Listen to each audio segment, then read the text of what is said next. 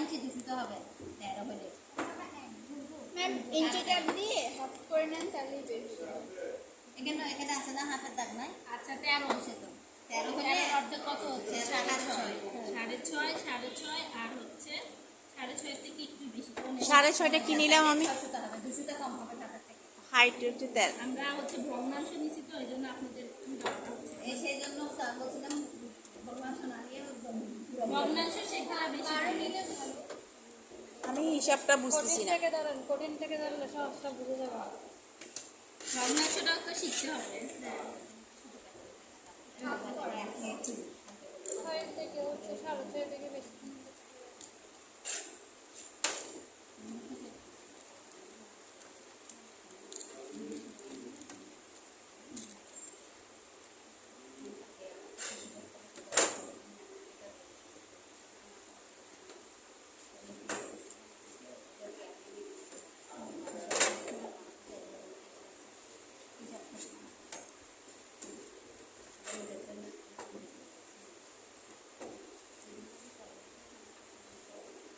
হিসাবটা ম্যাম আমার কাছে পেঁচানোর মনে হইতেছে। আচ্ছা একটা দেখেন আবার একটু শপিং ব্যাগ করবেন তখন কাছে লাগবে বুঝাই যাচ্ছে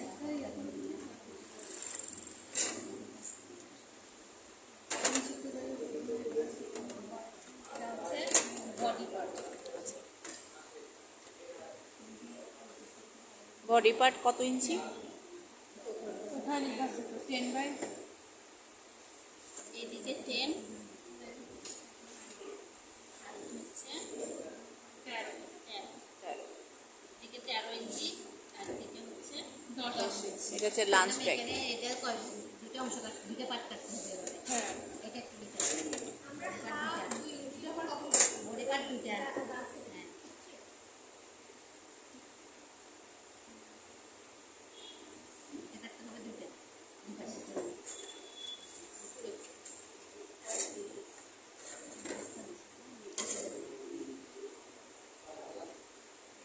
এখানে হাফ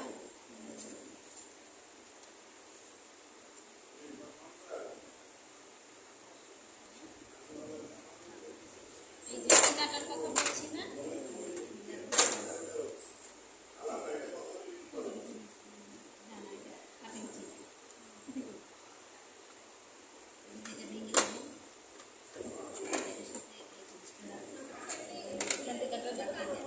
ইন্ডিকেটর দিয়ে করতে পারেন কিন্তু অনেক সময় ভেঙে যায় এটা তো দরকার পড়ে না। তা এরকম এত বেশি ওই হচ্ছে সুইং করবো এটা সেটা সুইং হবে এটা না এটা হচ্ছে মেইন প্রোডাক্টটা হচ্ছে আমার একটা শপিং ব্যাগের মেজারমেন্ট হচ্ছে 10/13 আমার 10/13টা রাখতে হবে। আচ্ছা এখন আমি যখন 10/13 রাখবো এখানে তো আমার সুইং এর জন্য হাফ ইঞ্চি ফোল্ডিং এ যাবে আচ্ছা সেই জন্য আমি এখানে হাফ ইঞ্চি বেশি। আচ্ছা এখন যদি আপনি মনে করেন হাফ ইঞ্চি রাখবেন না আপনি এই ফেব্রিকটাই ফোল্ডিং করে দেবেন সেক্ষেত্রে আপনার এখানে 1.5 ইঞ্চি রাখতে হবে। আচ্ছা ম্যাম আরেকটা প্রশ্ন যদি 13 থাকে তাহলে 13, 14, 14.5 কাটতে হবে। 1.5 ইঞ্চি তখনই হাফ ইঞ্চি তখনই যখন আপনি টপ করতে দিবেন। হ্যাঁ এখন শপিং ব্যাগ যখন আমি একটা এটা কি টপ পট্টি বলা হচ্ছে? হ্যাঁ আমরা টপ করতে একটা দিই। আচ্ছা আচ্ছা যদি শপিং ব্যাগ আমরা করি সেক্ষেত্রে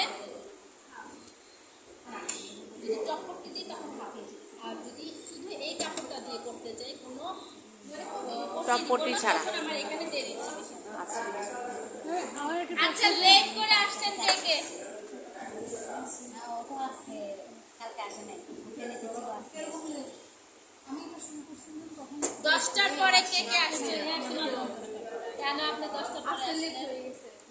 গতকালকে কি বলছিলেন?